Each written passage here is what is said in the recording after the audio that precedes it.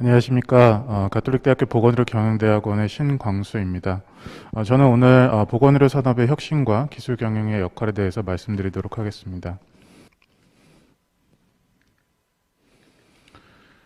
네, 그 기술 지능이라는 이야기가 있습니다. 이 지능이라고 하면 어떤 문제를 해결하는 총체적인 능력이 될 것입니다. 그렇다고 한다면 이것은 기술을 활용해서 어떤 문제를 해결하는 그런 역량이 될 텐데요. 이 기술 지능이라는 책이 있습니다. 이 책에 보면은 이제 미래 사회의 무기인 기술을 잘 이해하고, 그다음에 변화의 흐름 속에서 그것을 꿰뚫어서 새로운 기회를 만들어내는 능력이 바로 이 기술 지능이라고 이야기할 수 있습니다. 여기에서 보면은 기술을 잘 이해하고, 그다음에 새로운 기회를 만들어내는 그 능력이 굉장히 중요한 능력이다라는 것을 이야기할 수 있고요. 이 책에서 얘기하고 있는 것은 감지와 해석과 내재화의 어떤 이해의 영역, 그 다음에 융합과 증폭의 이 기술을 이용해서 새로운 기회를 만들어내는 능력, 이런 것들이 바로 기술 지능의 영역이다라고 할 수 있을 것입니다. 매년 바이오 미래 유망 기술이 발표되고 있습니다. 그 중에서 올해 나온 것이 이제 치료용 신경 정신 약물인 사이키델릭 드럭이라는 것입니다. 여러분들은 이것에 대해서 얼마나 알고 계십니까? 우리가 뭐 전공 지식에 따라 차이는 있을 것이지만 이런 그 한 국가에서 발표하는 그런 바이오 미래 유망 기술에 대해서 우리가 관심을 갖고 또 지능을 또 높여야 될 때라고 이런 생각이 듭니다. 그 두 번째 이슈는 카이스트 총장님과 포스텍 총장님이 최근에 이런 이슈를 제기하셨습니다. 우리 과학기술전문대학원 대학에도 의학전문대학원을 설립을 하겠다. 이런 얘기를 하신 거죠. 이것은 이제 의사과학자나 의사공학자를 키워내기 위해서 학교에 이제 새로운 프로그램을 도입하고, 그리고 그곳에 플랫폼 병원을 구축해서 아까 성경 교수님께서 말씀해주신 어떤 기술의 융합을 만들어내겠다, 이런 얘기입니다. 이것은 이제 미국의 일리노이 공대와 이스라엘의 테크니온 공대의 그런 사례들을 보면서 이분들이 주장을 하고 있는 바입니다. 그러면 실질적으로 이런 의과학자나 의공학자들이 이제 보건의료 R&D나 산업 발전에 중요하다고 하는데, 이분들은 어떤 생각을 하고 있을까요? 저는 이 기회가 좋아서 이분들을 만나서 인터뷰할 그런 기회가 있었습니다. 보면은 뭐 각자의 그 분야에서 본인들의 전공에 대해서 이런 것들이 필요하다고 얘기하셨어요. 근데 공통적으로 얘기하신 부분이 있습니다. 바로 이와 같은 부분인데요. 첫 번째는 이제 이 연구들이 이 협동 연구를 요구하는 것들이 굉장히 많아졌다는 것입니다. 그래서 그분들이 어떤 그 연구를 코디네이팅하거나 또 융합시키는 그런 역량이 무엇보다 필요하다고 얘기를 하고 계시고요. 그리고 내가 연구를 잘 하기 위해서 그 연구가 과연 필요한 연구인지, 그리고 그거를 어떻게 발굴해내는지, 그리고 그것들을 체계적으로 잘 운영하는 그런 디자인을 어떻게 하는지, 이런 부분에 대해서 갈급함이 또 있으셨습니다. 그리고 궁극적으로 이러한 연구의 성과들을 만들어냈을 때에 이러한 것들을 어떻게 가치 있게 또 만들고, 또 그러한 성과들을 어떻게 사업화시켜서 또 수익성 있게 만들고, 그러니까 이런 부분에 대해서 관심이 있다는 것입니다. 이런 부분들이 저는 그 기술 경영의 영역이라고 생각이 들었고, 이런 부분들이 바로 이 카이스트 총장님이나 포스텍 총장님께서 만들고자 하시는 이런 프로그램에 담겨야 한다는 그런 생각을 하고 있습니다. 산업계의 그 상황을 잠깐 보겠습니다. 저희 이제 보건의료 R&D와 관련된 산업, 그러면 이제 바이오 제약과 의료기기 산업을 들 수 있습니다. 근데 우리가 잊지 말고 가야 할 것은 바로 이러한 산업에 있는 기업들이 영세하다는 것입니다. 제약 산업 같은 경우에 78% 정도, 의료기기 산업 같은 경우에는 95%에서 7, 8%까지 이런 중소벤처기업들이 분포해 있는 그런 상황입니다. 그런 상황 속에서 우리가 기술 혁신만을 논하기는 너무나 가혹한 그런 상황이고요. 그렇기 때문에 이런 생존이 가까워 온 이러한 생존의 중요성을 인식해야 되는 이런 이 산업들은 바로 이 어떠한 비즈니스를 하고, 그 다음에 그것들을 통해서 어떻게 이제 전략적인 경영으로 가져가야 할지, 이런 부분들이 오히려 더 강하게 요구되고 있는 그런 상황이라고 할 수 있습니다. 그렇다고 한다면 이런 전략적인 경영의 중요한 자원인 그런 인적 자원에 대해서는 어떠한 상황인지 한번 좀 보고 싶은데요. 보건의료 산업은 타 산업에 비해서 석박사의 비중이 아주 높은 그런 산업입니다. 하지만 이 제조업 분야, 그 의료기기나 그 바이오 제약 분야의 그런 석박사 비중은 상대적으로 타 산업에 비해서 낮은 그런 분포이고요. 이것은 주로 이제 이 생산 인력이 많고 그 임상을 아는 전문가나 어떤 사업 개발, 글로벌 대응 전문가가 부족한 상황을 야기하고 있습니다. 즉, 보건의료 산업에서 이런 보건 임상을 하시는 분들이 산업계로 잘 유입이 안 되고 그럼으로써 이제 산업에서는 그런 인력들을 많이 필요로 하는데 그것이 잘 되지 않고 있어서 산업 발전이 저해되고 있다는 그런 얘기가 되겠죠. 그래서 이런 부분들이 보건의료 산업에서 인력 수요와 공급이 미스매치되고 있다. 이렇게 말씀드릴 수가 있을 것 같습니다. 이러한 상황들, 비록 제가 3개 정도를 말씀드렸는데 이러한 상황의 흐름들은 바로 이 의료기술 경영의 필요성에 대해서 묻고 있다고 생각이 듭니다. 잠깐 기술 경영에 대해서 알아보고 의료기술 경영에 대해서 말씀드리도록 하겠습니다. 기술 경영을 이야기하는 사람들은 기술이라는 그 자체를 얘기하기보다는 기술 혁신이라는 용어를 좋아합니다. 이 기술 혁신이라는 것은 무슨 기술이 정적인 그런 의미가 아니라 이 살아 숨쉬고 변화하는 동적인 그런 의미를 갖는다는 그런 얘기가 되겠습니다. 그래서 기술 혁신이라는 것은 결과뿐만이 아니라 그런 과정이나 시도하는 것까지도 굉장히 중요하게 생각을 합니다. 이런 기술 혁신에 대한 중요성은 아시는 바와 같이 발전 속도가 굉장히 빠르고 그 파급 효과도 어느 정도 굉장히 큰 시대 속에 살고 있기 때문일 것입니다. 그리고 이런 기술의 융복합 메커니즘이나 어떤 이 기술이 사회 현상에 미치는 그런 메커니즘을 규명하는 것이 굉장히 중요한 시기에 우리가 살고 있기 때문에 일 것입니다. 이 기술 혁신을 이야기하는 경제학자 중에서 대표적인 사람이 바로 이 조셉 슈페터라는 이런 사람입니다. 이 사람은 기술 혁신을 통해서 자본주의가 발전하는 그 원리를 이야기하고 싶었어요. 그래서 이 자본주의, 사회주의, 민주주의라는 이 책에서 바로 이 기술 혁신에 대해서 이야기를 하고 있습니다. 이 슈페터가 얘기하는 혁신의 이런 개념은 기업가라는 사람들에 의해서 이 자본주의가 발전이 되고 이 기업가는 이 창조적 파괴에 의한 이런 현상에 의해서 자본주의를 발전시키게 되는데 그 창조적 파괴라는 것이 이 기술 혁신이라는 그 요인입니다. 기술 혁신이라는 그런 요인에 의해서 기존의 기술이 이 새로운 기술을 만들면서 이런 새로운 자본주의의 동력이 되는 그런 현상을 얘기를 하고 있고요. 그리고 궁극적으로 이 책에서는 이런 그 혁신이라는 것을 5가지로 정의를 하고 있습니다. 그래서 상품이나 재료, 공정, 조직과 시장에서의 그런 혁신의 개념을 이야기를 하고 있고요. 그렇게 본다고 한다면 슈페터가 기술 혁신을 이야기하고는 있지만 이 기술 혁신과 산업 혁신을 모두 포함하는 개념을 제시를 하고 있는 것입니다. 이러한 슈페터의 이론들은 유럽의 제도학파 이런 경제학자들에 의해서 더 발전이 됐습니다.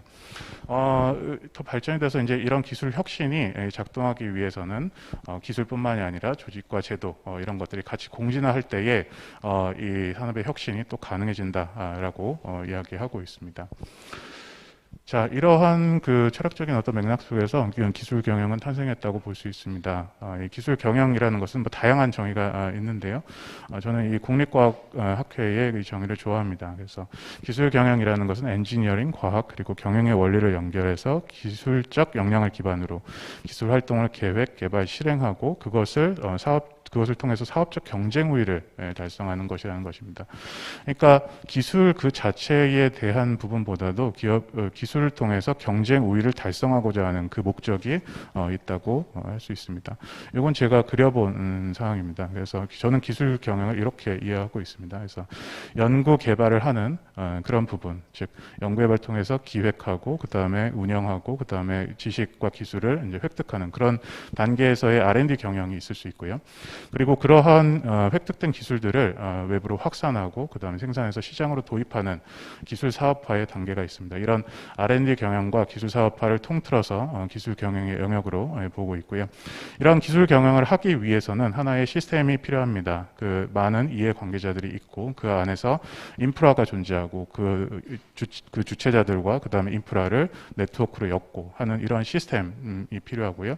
그럼 이런 시스템만 필요하냐? 그렇지 않습니다. 이런 시스템을 잘 운영을 해서 사업적으로 경쟁 우위를 달성할 수 있는 그런 기술 전략이 바로 이 기술 경영의 영역이라고 할 수 있을 것입니다. 기술 경영의 학문적 범주는 뭐 이런 기초적인 어떤 이론이라든지 아니면 기술 전략과 관련된 실행적인 그런 의미들을 많이 담고 있습니다. 그래서 기술 전략의 수립과 실행과 평가에 대한 이러한 과목들로 구성이 되어 있다고 말씀드릴 수 있습니다. 자, 여기까지 이제 기술 경영에 대해서 좀 말씀을 드렸고요. 그 의료 기술 경영이라는 것은 그럼 어떤 것일까요? 그것의 역할과 방향성을 어떻게 과연 잡아야지 될까요? 저는 무엇보다 항상 이 의료기술 경영을 바라볼 때 이 두 가지의 전제를 마음속에 새기고 시작을 합니다. 의료기술이라는 것은 아까 이제 성경 교수님께서 말씀해 주셨던 목적성이라는 것을 분명히 해야지 된다는 것입니다. 이 기술이라는 것이 기술 자체에 있는 것이 아니라 그 목적성을 갖는 기술이라는 거죠. 그것은 건강이라는 목적성을 이제 가져야지 된다는 겁니다. 그렇기 때문에 이 보건의료 성과, 즉 의료의 질을 향상시키고 접근성을 강화시키고 그 다음에 의료비를 감축시키는 그러한 것에 이바지해야 한다는 그러한 사명을 또 가지고 있습니다. 또한 의료기술 경영은 그 경영적인 환경이 보건의료 산업의 가치사슬 안에서 이루어진다는 그 사실을 분명히 인식해야지 될 것입니다. 분명히 보시면은 의료기술 경영은 이 생산자와 관계된 그런 내용입니다. 즉 바이오 제약이나 의료기기, 의료정보의 회사들과 관련된 부분이지만 이것이 이루어지는 필드는 의료 서비스 안에서 이루어진다는 것이죠. 그래서 그 의료 서비스의 제공자와 그 다음에 소비자를 잘 이해해야 하고 그 사이에서 누가 돈을 지불하는지 지불자의 그런 역할에 대해서도 고민을 해봐야 되는 그러한 전제를 깔고 있다고 볼 수 있습니다.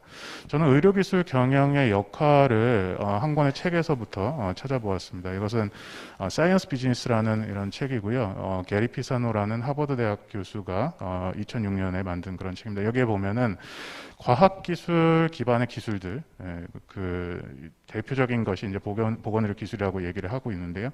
여기서의 그런 기술적인 특성들을 세 가지로 얘기를 하고 있습니다. 불확실성, 그 다음에 누적성 또는 축적성, 그 다음에 융합성이 높다는 그런 특성이 있는 것이죠. 그래서 이 세 가지의 이 기술적인 특성들을 잘 알고 운영을 해줄 때에 기술의 사업화가 성공적으로 이루어질 수 있다는 겁니다. 그렇다고 한다면 의료기술 경영의 역할을 한번 이 책에서 책에 있는 프레임으로 한번 찾아보고자 합니다. 여기에 보이던 이 사진의 주인공 누군지 아시죠? 모더나의 창업자인 로버트 랭거 교수입니다.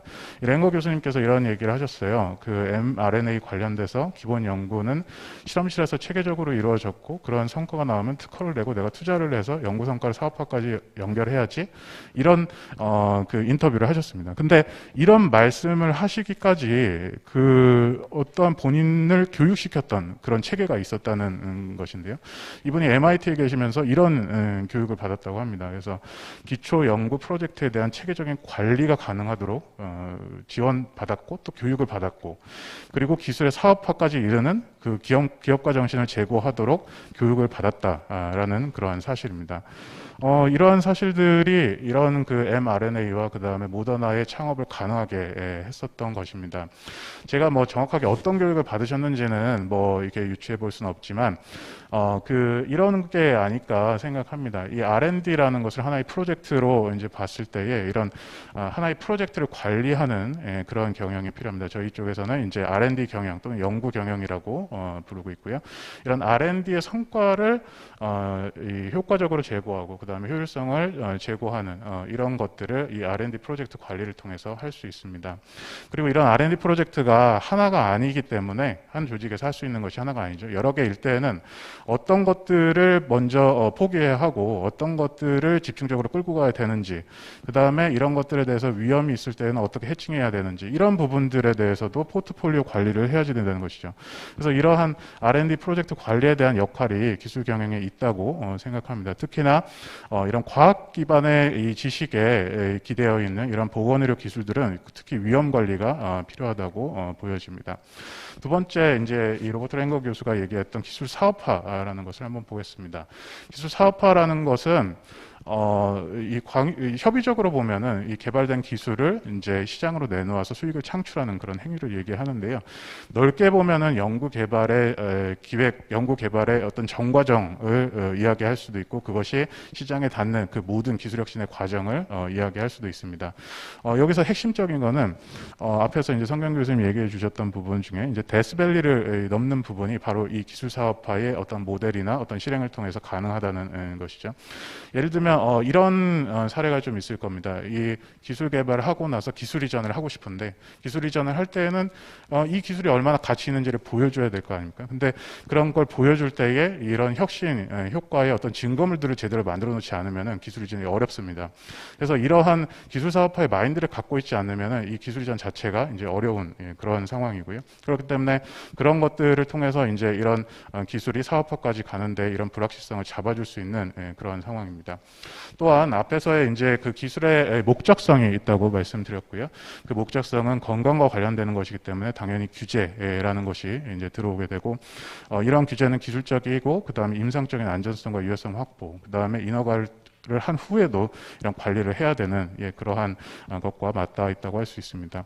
또한 이러한 그 기술들이 불확실적인 요소가 많기 때문에 공공재의 성격을 담고 있고, 그런 공공재라고 한다면은 이 시장에서는 아무도 하지 않는 시장 실패가 오게 되고, 그러면 그 시장 실패 때문에 이 부분은 낙후되게 되는 어떤 그런 딜레마에 빠지게 되는데요. 그렇기 때문에 정부 지원의 이 당위성이라는 것이 있습니다. 그것은 이제 지원 과학의 어떤 영역이 될 것이고, 이런 규제와 지원 과학의 행정 과학에 대한 이해가 있어야지 바로 이 기술 개발의 어떤 불확실성을 대비할 수 있을 것입니다. 그래서 기술 경영이라는 이런 부분들은 바로 이러한 행정 과학에 대한 영역까지도 우리가 포함할 수 있다고 볼 수 있고요.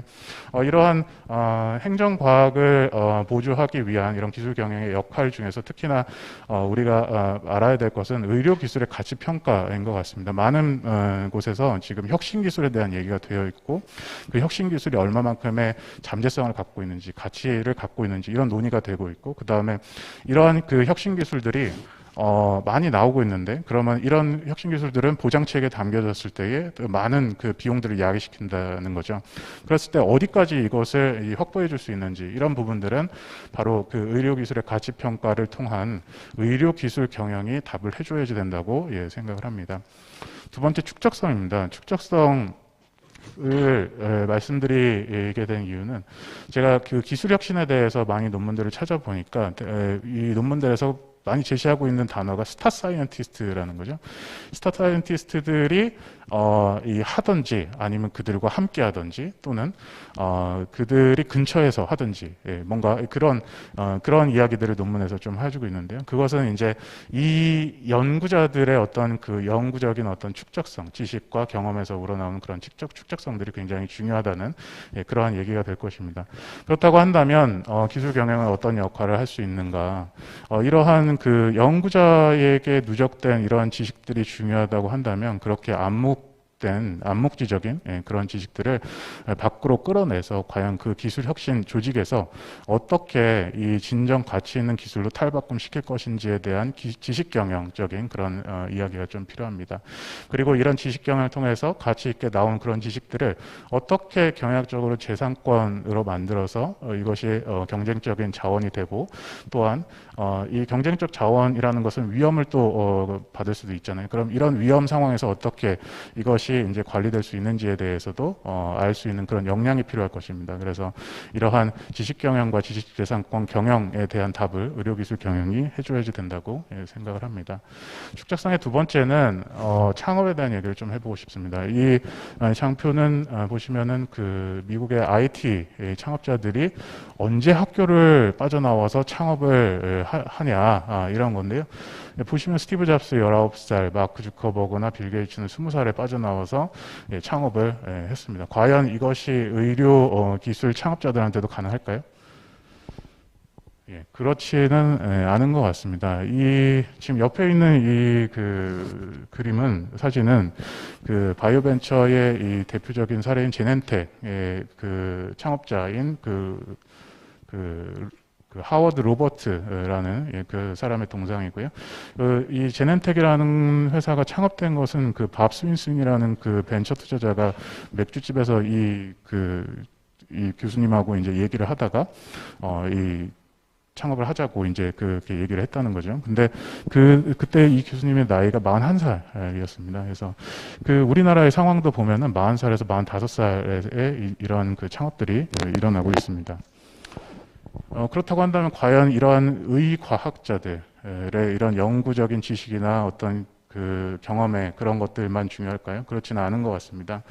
이런 의료인들의 경험 또한 굉장히 중요한 지식이 되는 것 같습니다. 여기 지금 나와 있는 이 사진에 나와 있는 분은 널스노트를 창업한 오상훈 대표인데요. 이분이 이제 대학병원에 근무를 하셨대요. 대학병원에 근무를 하시면서 이 1년 내에 이 들어오신 간호사들이 많이 도망가시더라는 겁니다. 그만두시고 그리고 어려움을 겪으시고 그래서 이제 이분은 그분들을 돕기로 마음을 먹습니다. 그래서 이 간호사들의 업무 효율화, 그 다음에 신인규 간호사들한테 뭔가를 알려주기 위한 그런 프로그램을 만들어서 이제 창업을 이제 하신 거죠. 이제 그렇다고 한다면 이러한 축적된 어떤 지식이나 경험들이 굉장히 중요할 텐데 그것만으로는 가능할까요? 그렇지는 않습니다. 창업을 하게 되면은 어떤 고정된 비용이 발생하게 되고 그 다음에 그 비용들 때문에 어려워하게 되고 그러면 이제 무작정적으로 기술 창업을 하신 분들은 연구 개발해서 그냥 잘 돼서 갚아야지 이런 생각으로 이제 임하십니다. 그러다 보면은 또 다른 비용이 발생하게 되고 경영상으로는 더 악화되는 그러한 악순환을 겪게 된다는 거죠. 이런 부분들은 전략적 창업이 필요한 부분입니다. 이런 의료 기술 경영은 그것에 답을 해야지 된다고 저는 생각을 합니다. 마지막으로 융합성입니다. 의료기술의 융합성은 많이들 알고 계십니다. 그리고 정밀의료의 이런 트렌드들은 그러한 의료기술의 융합성을 더욱더 가속화시켰습니다. 여기 보시면은 이제 스털링 지수라는 것이 이 다양도, 기술의 이런 분야의 다양성을 이야기를 하고요. 옆에 이제 스페셜리제이션 인덱스라는 것이 어떤 단일 기술의 어떤 구체성을 얘기를 하는데요. 연도로 가면 갈수록 이런 정밀의료의 트렌드 속에서 더욱더 이제 이 혼합도가 높아지는 것을 볼 수 있습니다.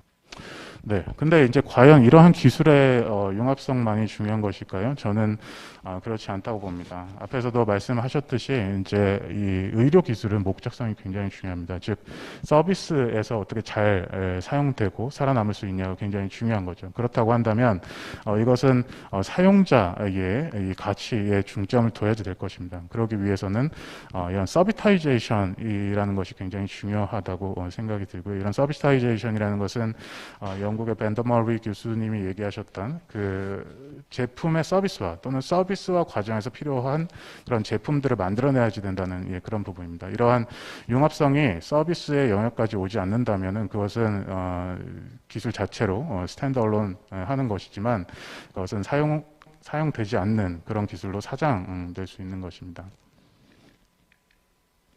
네, 그러기 위해서는 수요자가 누구인지, 그 다음에 그 수요자들한테 어떠한 최고의 가치를 제공해 줄 수 있는지에 대한 고민이 필요합니다. 그런 부분들은 이러한 디자인 싱킹이나 아니면 사업 모델 개발과 같은 이러한 역량들을 요구한다고 볼 수 있습니다. 저는 만성 호흡기 질환의 스마트 관리를 위한 어떤 이런 기획을 한번 해본 적이 있습니다. 이런 만성 호흡기 질환을 관리하기 위해서 다양한 스마트 기술들이 있었어요. 근데 굉장히 이걸 서비스로 가기 위해서 굉장히 많은 고민들을 해야지 했습니다. 그럼 과연 이 어떤 사용자를 타겟으로 해야지 되고, 과연 이 스마트 관리가 기존의 관리보다 효과가 좋은 것인지, 그 다음에 이것들 통해서 이제 수요자들에게 가장 중요한 가치들을 주기 위해서는 어떻게 통합시켜야 되고, 그 다음에 이것을 과연 수요자가 사용했을 때에 이것이 사용이 가능할 것인지, 수요자가 받아들일 수 있는 것인지, 그 다음에 이걸 제공하는 의료 서비스의 제공자는 어떻게 인식을 할 것인지, 그 다음에 이런 부분들이 기존의 이런 만성호흡기 질환의 어떤 자원들과는 어떻게 연계될 수 있는 것인지, 그 다음에 제도는 어떻게 이제 어려움을 주진 않는지, 뭔가 이런 생각들을 해야지 됐습니다. 그러니까 이런 제품들은 만들 수 있지만 이런 것들이 서비스 현장에 오려면 이런 다양한 어떤 고민과 생각이 필요한 것 같습니다. 이것은 비록 환자들에게뿐만 아니고요, 우리 의료진들에게도 의료진들도 의료기술의 사용자니까요. 그래서 이런 부분들을 또 고민을 해야지 됩니다. 저는 이 간호사의 업무 효율성의 문제, 그러니까 앞에서의 오상훈 대표하고 똑같은 그런 문제의식을 좀 갖고 있었고요. 그래서 이 병원을 돌아다니면서 간호사들에게 이런 어떤 문제가 있는지, 그 어떤 부분을 기술적으로 해결해 줄 수 있을지에 대해서 많은 고민을 하고 실질적으로 이런 것들을 학생들과 선생님들과 같이 프로젝트 수업을 한 적이 있습니다. 그래서 이렇게 간호 현장에서의 어려움들을 조사를 하고 그것들을 의료기기 회사를 찾아갔어요. 그 의료기기 회사를 찾아가서 그 병원에 있는 사람들과 그 다음에 우리 학생분들과 그 다음에 이제 그 의료기기 사이의 그런 기업 사람들과 같이 논의를 하는 거죠. 그때 이제 뭐 그냥 밍숭밍숭 할 수가 없어서 저희 그 의료기술 경영의 기법들을 좀 도입을 했습니다. 그래서 뭐 창의적 문제 해결 기법인 뭐 트리즈 기법 뭐 이런 것들도 이제 도입을 했었고요. 그래서 이 현장에서의 문제를 해결하는 거 이런 것들을 좀 해본 경험이 있습니다. 그래서 의료기술이라는 것이 이러한 현장의 문제를 해결하는 그런 융합성을 가져야 된다는 이야기를 드리고 싶습니다. 우리 가톨릭대학교도 현재 이제 이런 융합성을 위해서 하나의 장을 마련했고 그 다음에 그 장은 옴니버스 파크라고 할 수 있습니다. 현재 가톨릭대학교의 어떤 그 연구 역량은 굉장히 좋은 것 같아요. 이게 굉장히 좋은데 이것을 조직적 차원에서 분석을 하고 그 다음에 이 산업 생태계로 연결하는 것이 굉장히 중요한 시점이라고 할 수 있습니다. 그러기 위해서는 이러한 그 플랫폼의 역할을 하는 옴니버스 파크는 이 개방형 혁신 전략을 기반으로 이제 해야지 되는 거죠. 그러니까 우리가 잘 할 수 있는 거는 이 안에서 해결을 하되 우리가 부족한 지식은 외부에서 가져오고 그 다음에 우리가 잘 만들었어도 그것을 우리가 이제 이 시장에 내놓을 수 없다고 그러면 더 시장으로 잘 연결시켜 줄 수 있는 그러한 조직과 연계가 필요한 그런 상황이라고 할 수 있습니다. 나아가서 산학연병만을 얘기하시는데 저는 이 시민, 지역사회와도 함께 할 수 있는 그러한 플랫폼이 됐으면 좋겠다는 생각을 합니다. 특히나 우리 보건의료 경영대학원은 의료뿐만 아니라 보건의 영역, 그러니까 예방과 어떤 재활, 뭐 사후관리 이런 영역까지도 우리의 역할을 이제 담을 수가 있는데요. 그런 우리 대학원의 역할과 그 다음에 대학에서의 이 지역사회와 함께하는 그런 역할들이 필요하다고 생각합니다. 그렇다고 한다면 이런 융합의 주체를 민까지도 포함해야 되지 않나 그런 생각을 해봅니다. 네, 요거는 제 스탠포드 디스쿨의 디자인 싱킹이 만들어졌던 장소인데요. 여기 보면 제가 이제 굉장히 이 감명 깊게 받았던 그 간판이 또 하나 있습니다. 여기 보면은 이 티칭과 러닝이 같이 되는 스튜디오라는 거죠. 뭐 예를 들어서 우리 교수님들이 이제 이런 각각의 분야에 대해서는 이제 이 전문가시고 또 잘 아시고 이제 하시지만 이 현장에서 오는 그런 문제에 대해서는 우리가 또 듣고 또 배우고 그것을 이론을 또 접목시켜 보고 이렇게 해야 될 필요가 있다고 생각합니다. 그렇게 하기 위해서 이런 플랫폼이 존재해야 된다고 생각하고요. 그런 자세로 이런 의료기술 경영 전공은 운영이 되어야 된다고 생각을 합니다. 네, 이러한 상황 속에서 저는 그 보건의료 경영대학원의 의료기술 경영 전공이 보건의료 기술의 특성과 가치를 잘 이해해서 기술 혁신을 촉매하고 그 다음에 그 기술 혁신을 사업 모델과 산업의 변화와 조화롭게 맞추어 갈 수 있는 역량을 배양해야 된다는 교육 목표를 가졌습니다. 그리고 그것을 위해서 어떤 기초적인 지식뿐만 아니라 R&D 프로젝트, 그 다음에 사업 기술 사업화, 그 다음에 지식 경영과 지식재산권 관리, 그 다음에 기업가 정신과 전략적 창업 이런 것과 같은 어떤 실무 과목들이 필요하다고 생각을 했고요. 그 다음에 실질적인 현장을 볼 수 있는 그런 세미나 과목들이 또 필요하다고 생각했습니다. 그래서 이러한 우리 보건의료 경영대학원의 의료기술 경영 전공을 통해서 기술 혁신 주체들이 더욱더 기술 혁신을 잘 만들어내고 그다음에 기술가치 평가나 기술 거래, 기술 기획 평가 투자, 그다음에 행정과학과 관련된 이런 분들의 기술 혁신의 촉매자가 되는 그러한 역할을 해주시면 좋을 것 같습니다. 마지막으로 이제는 이 보건의료 대학원에서 의료기술의 길을 묻다라는 것에 답을 해야 될 때가 아닌가 싶습니다. 무엇보다 이 보건의료 기술의 지능을 높이고 그 다음에 이 기술 혁신을 위한 윤활유가 되어주고 그 다음에 그 기술의 가치를 향상시켜주고 그 다음에 경영적으로 이런 기술 사업화를 촉진하며 이 기업에서의 경영 전략을 든든하게 제시해주고 이런 것들을 통해서 산업의 구심점이 되는 그런 역량을 배양할 수 있는 전공이 되면 좋을 것 같습니다. 그리고 가톨릭 대학의 정신이라고 할 수 있는 이런 의료기술을 사랑의 도구로 삼아서 생명의 가치를 수호하고 생명의 존엄성을 실천할 수 있는 이런 의료기술 경영이 되었으면 좋겠습니다. 이상으로 발표를 마치겠습니다. 감사합니다.